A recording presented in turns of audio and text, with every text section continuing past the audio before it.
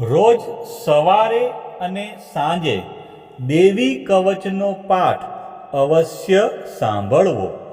દેવી કવચ સાંભળતા પહેલા કોમેન્ટમાં તમારી કુળદેવીનું નામ જરૂરથી લખવું.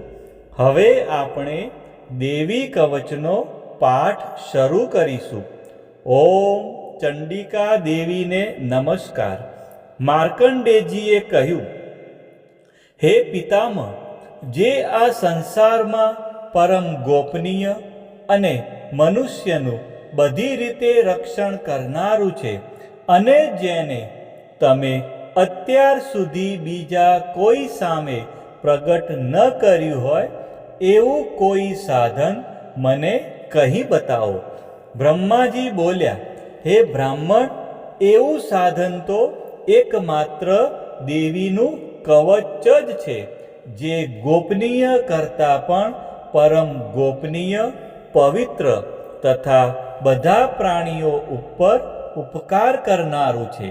હે મહામુનિ, તે તમે ધ્યાનથી સાંભળો. દેવીની 9 મૂર્તિઓ છે.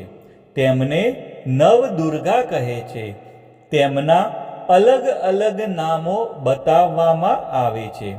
પહેલું નામ શૈલપુત્રી છે, બીજું નામ બ્રહ્મચારિણી છે, ત્રીજું ચંદ્રઘંટાના નામે પ્રસિદ્ધ છે, ચોથી મૂર્તિને કુષ્માંડા કહે છે, પાંચમી દુર્ગાનું નામ સ્કંદમાતા છે, છઠ્ઠી દુર્ગાનું નામ કાત્યાયની છે, સાતમું સ્વરૂપ એટલે કાલરાત્રિ, આઠમું સ્વરૂપ એટલે મહાગૌરી અને નવમી દુર્ગા એટલે સિદ્ધિદાત્રી. આ બધા નામ વેદ ભગવાન દ્વારા કહેવાયા છે. જ્યારે કોઈ મનુષ્ય અગ્નિથી સળગી રહ્યો હોય, યુદ્ધભૂમિમાં શત્રુઓથી ઘેરાઈ ગયો હોય તથા કોઈ ભયથી ડરી ગયો હોય અને મા દુર્ગાનું શરણ લીધું હોય, તેનું ક્યારેય કોઈ અમંગળ થતું નથી. યુદ્ધના સમયે મુશ્કેલી હોવા છતાં પણ તેને કોઈ વિપત્તિ ઉદ્ભવતી નથી. તેને શોક, દુઃખ અને ભય પ્રાપ્ત થતા નથી. જેમણે દેવીનું ભક્તિપૂર્વક સ્મરણ કર્યું છે, તેમનો અભ્યુદય નક્કી છે. હે દેવી, જેઓ તમારું ચિંતન કરે છે, તેમનું તમે ચોક્કસ કલ્યાણ કરો છો. તેમનું તમે ચોક્કસ રક્ષણ કરો છો. ચામુંડા દેવી પ્રેત ઉપર આરૂઢ થયેલા હોય છે અને વારાહી પાડા પર સવારી કરે છે. ઐન્દ્રીનું વાહન ઐરાવત હાથી છે. વૈષ્ણવી ગરુડ પર આવે છે અને માહેશ્વરી આખલા પર આરૂઢ થયેલા છે. કૌમારીનું વાહન મોર છે. વિષ્ણુ પ્રિય લક્ષ્મી કમળ પર વિરાજમાન છે અને તેમના હાથમાં લાલ કમળ છે. આખલા પર આરૂઢ થયેલ દેવી ઈશ્વરીએ શ્વેત વસ્ત્ર ધારણ કરી રાખ્યા છે. બ્રાહ્મી હંસ પર બેઠેલા છે અને બધા જ આભૂષણો ધારણ કર્યા છે. આ બધી દેવીઓ માતાઓ યોગ શક્તિથી સંપન્ન છે, જેઓ અનેકવિધ આભૂષણો પહેરવાથી શોભે છે. તેમણે અનેક રત્નો ધારણ કર્યા છે, ક્રોધથી ભરેલી છે અને ભક્તોનું રક્ષણ કરવા રથમાં બેઠેલી છે. આ દેવીઓના હાથમાં શંખ, ચક્ર, ગદા, શક્તિ, હળ, મૂસળ, ખેટક, તોમર, કુહાડી, દોરડું, કુંત, ત્રિશૂળ અને ઉત્તમ પ્રકારના ધનુષ્ય ધારણ કરેલા છે. દૈત્યોના શરીરનો નાશ કરવો અને ભક્તોને અભયદાન આપવું, દેવતાઓનું હિત કરવું એ તેમના શસ્ત્ર ધારણનો ઉદ્દેશ છે. મહારૌદ્ર રૂપ, અત્યંત ઘોર પરાક્રમી, મહાબલી અને મહા ઉત્સાહયુક્ત હે દેવી, તમે મહાન ભયનો નાશ કરનારા છો. તમને મારા નમસ્કાર છે. તમારી સામે જોવું પણ મુશ્કેલ છે. શત્રુઓનો ભય વધારનારા હે જગદંબિકા, મારું રક્ષણ કરો. પૂર્વ દિશામાં ઐન્દ્રી શક્તિ મારું રક્ષણ કરે. અગ્નિ ખૂણામાં અગ્નિ શક્તિ, દક્ષિણ દિશામાં વારાહી તથા નૈઋત્ય ખૂણામાં ખગધારિણી મારું રક્ષણ કરે. પશ્ચિમ દિશામાં વારુણી અને વાયવ્ય ખૂણામાં હરણ પર સવારી કરનારા દેવી મારું રક્ષણ કરે. ઉત્તર દિશામાં કુમારી અને ઈશાન ખૂણામાં શૂલધારિણી મારું રક્ષણ કરે.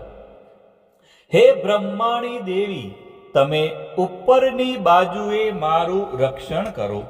હે વૈષ્ણવી દેવી, તમે નીચેની બાજુએ મારું રક્ષણ કરો. આ જ પ્રમાણે શબ જેનું વાહન છે તે ચામુંડા દેવી, દસે દિશાઓમાં મારું રક્ષણ કરો. જયા આગળની બાજુએ અને વિજયા પાછળની બાજુએ રક્ષણ કરે. ડાબા ભાગે અજિતા દેવી, જમણા ભાગે અપરાજિતા દેવી મારું રક્ષણ કરે.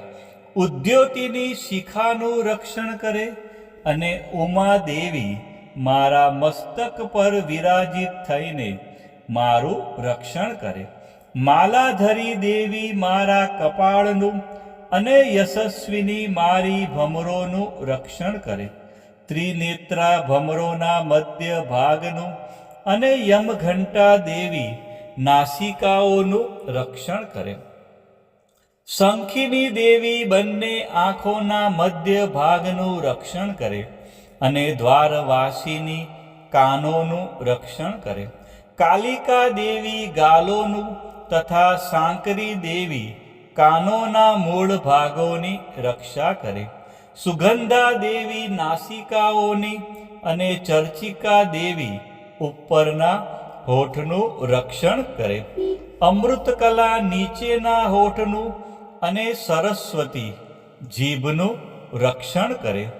કૌમારી દેવી મારા દાંતોનું અને ચંડિકા દેવી કંઠ ભાગોનું રક્ષણ કરે. ચિત્રઘંટા દેવી ગળાની ઘંટિકાનું અને મહામાયા દેવી તાળવાનું રક્ષણ કરે.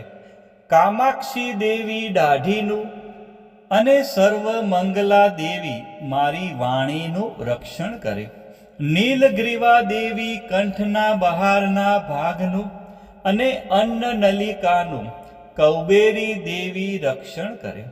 ખગીની દેવી બંને ખભાઓનું અને વ્રજધારિણી દેવી મારા બંને બાહુઓનું રક્ષણ કરે.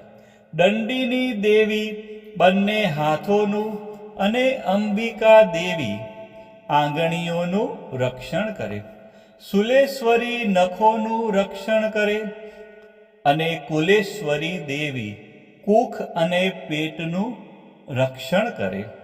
મહાદેવી બંને સ્તનોનું અને શોક વિનાશીની દેવી મનનું રક્ષણ કરે. લલિતા દેવી હૃદયનું અને શૂલધારિણી દેવી ઉદરનું રક્ષણ કરે.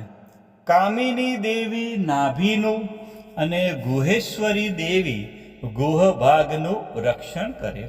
પૂતના દેવી અને કામિકા દેવી લિંગનું અને પાડાને વાહન બનાવનાર દેવી ગુદાનું રક્ષણ કરે.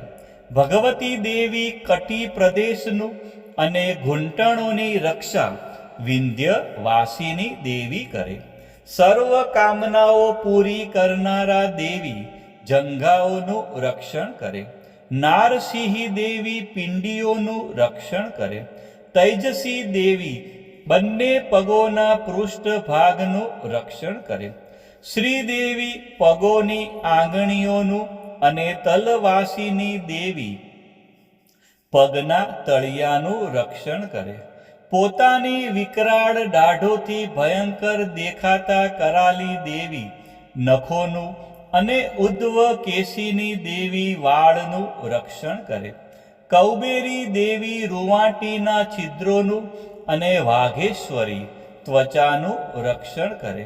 પાર્વતી દેવી રક્ત, મજ્જા, વસા, માંસ, હાડકાં અને મેદનું રક્ષણ કરે. પદ્માવતી દેવી કમળ કોષોના મૂળ ભાગનું રક્ષણ કરે અને ચૂડામણી દેવી કફનું રક્ષણ કરે. જ્વાળામુખી નખોના તેજનું અને અભેગા સમસ્ત સાંધાઓનું રક્ષણ કરે. એ બ્રહ્માણી દેવી, તમે મારા વીર્યનું રક્ષણ કરો. હે છત્રેશ્વરી દેવી, મારી છાયાનું રક્ષણ કરો. હે ધર્મધારિણી દેવી, મારા અહંકાર, મન અને બુદ્ધિનું તેમજ હે વ્રજ ધારણ કરનારા દેવી, મારા પ્રાણ, અપાન, વ્યાન, ઉદાન અને સમાનનું રક્ષણ કરો. કલ્યાણથી શોભતા હે દેવી, મારા પ્રાણનું રક્ષણ કરો. યોગીની દેવી રસ, રૂપ, ગંધ, શબ્દ અને સ્પર્શનું અને હે નારાયણી દેવી, તમે મારા સત્વ, રજ અને તમો ગુણનું રક્ષણ કરો. વારાહી દેવી આયુષ્યનું રક્ષણ કરે અને વૈષ્ણવી દેવી ધર્મનું રક્ષણ કરે. તથા ચક્ર ધારણ કરનારા દેવી યશ અને કીર્તિ, લક્ષ્મી અને ધનનું તેમજ વિદ્યાનું રક્ષણ કરો. હે ઇન્દ્રાણી, તમે ગોત્રનું રક્ષણ કરો. હે ભૈરવી, તમે મારી પત્નીનું રક્ષણ કરો. હે ચંડિકા દેવી, મારા પશુઓનું રક્ષણ કરો. હે મહાલક્ષ્મી દેવી, પુત્રોનું, સંતાનોનું રક્ષણ કરો. હે સુપથા દેવી, મારા પથનું અને ક્ષેમકરી દેવી, મારા માર્ગનું રક્ષણ કરો. હે મહાલક્ષ્મી દેવી, રાજદ્વારી કાર્યોમાં મારું રક્ષણ કરો. તથા સર્વ બાજુએ રહેલા વિજયા દેવી, ચારે બાજુ રહીને રક્ષણ કરો. હે દેવી, જે સ્થાન દેવી કવચમાં કહેવાયું નથી અને તેથી રક્ષણ વિનાનું છે, તે બધા સ્થાનો તમારા વડે સુરક્ષિત થાય, કારણ કે તમે વિજયશાલિની અને પાપનાશીની છો.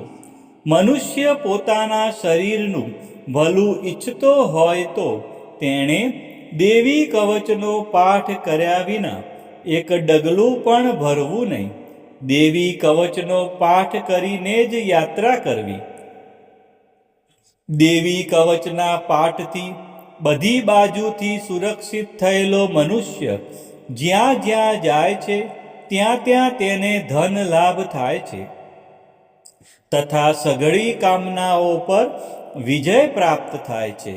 તે જે અભિષ્ટ વસ્તુનું ચિંતન કરે છે તેને તે અચૂકપણે પ્રાપ્ત કરી લે છે. તે મનુષ્ય આ પૃથ્વી ઉપર અતુલ ઐશ્વર્ય પામે છે. દેવી કવચથી રક્ષાયેલો મનુષ્ય નિર્ભય થઈ જાય છે. યુદ્ધમાં તેમનો પરાજય થતો નથી તથા તે ત્રણેય લોકમાં પૂજનીય બને છે. આ દેવી કવચ દેવતાઓને પણ દુર્લભ છે. જે આ દેવી કવચનો દરરોજ 3 સંધ્યાએ શ્રદ્ધાપૂર્વક પાઠ કરે છે તેની દૈવી કલા પ્રાપ્ત થાય છે તથા તે ત્રણેય લોકમાં પરાજિત થતો નથી. એટલું જ નહીં, તે અપમૃત્યુથી રહિત થઈને 100 કરતાં પણ વધુ વર્ષ જીવે છે. દેવી કવચ ધારણ કરનારા મનુષ્યની રાજા તરફથી સન્માન અને વૃદ્ધિ થાય છે. આ દેવી કવચ મનુષ્યના તેજની વૃદ્ધિ કરનારું અને ઉત્તમ છે. આ દેવી કવચનો પાઠ કરનારો મનુષ્ય પોતાની કીર્તિથી શોભા પામીને પૃથ્વી ઉપર પોતાના સુયશ સાથે સાથે વૃદ્ધિ પામે છે. જે પહેલા દેવી કવચ કરીને સપ્તસતી ચંડી પાઠ કરે છે તેની જ્યાં સુધી વન પર્વત હોય ત્યાં સુધી તે આનંદથી યુક્ત આ પૃથ્વી ઉપર રહે છે. તેના પુત્રો પૌત્રો સંતાન પરંપરા બનેલી રહે છે. પછી દેહાંત થતાં તે મનુષ્ય મહામાયાની કૃપાથી નિત્ય પરમપદને પામે છે, જે દેવતાઓને પણ દુર્લભ છે. તે સુંદર દિવ્ય રૂપ ધારણ કરે છે અને કલ્યાણ શિવની સાથે આનંદનો ભાગી બને છે. બોલો શ્રી અંબે માત કી જય, ચામુંડા માત કી જય, ખોડિયાર માત કી જય, ઉમિયા માત કી જય, મહાકાળી માત કી જય, બહુચર માત કી જય, 64 જોગણી માત કી જય, વારાહી માત કી જય. આ પ્રમાણે રોજે રોજ સવારે, બપોરે અને સાંજે દેવી કવચનો પાઠ કરવો અથવા સાંભળવો.